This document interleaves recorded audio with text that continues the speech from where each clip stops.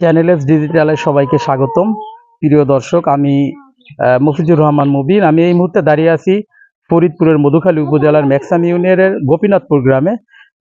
আমার পিছনে দেখতে পাচ্ছেন যে ঘরটি একটি জরাজীর্ণ ঘর। এই ঘরে কিন্তু বসবাস করে শতবর্ষী একজন বৃদ্ধ।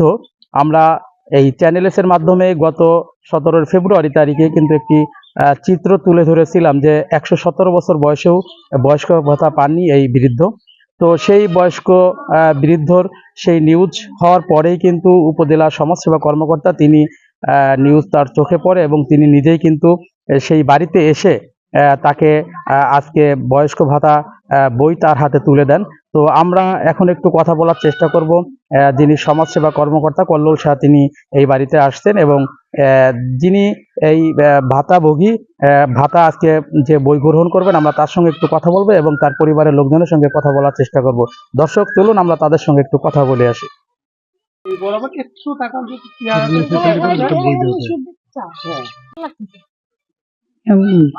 ভালোই লাগে,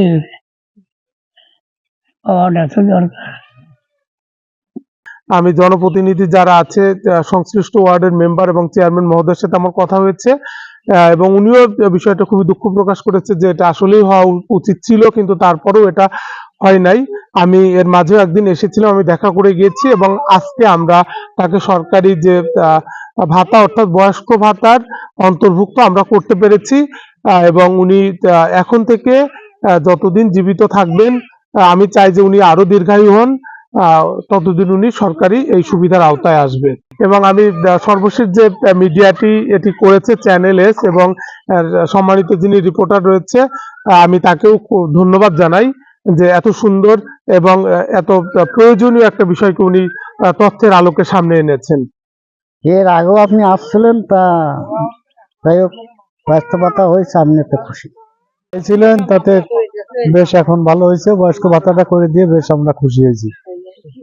বাবার এই ব্যবস্থা ভাতা হয়েছিল না, এখন হয়েছে, এই ধন্যবাদ।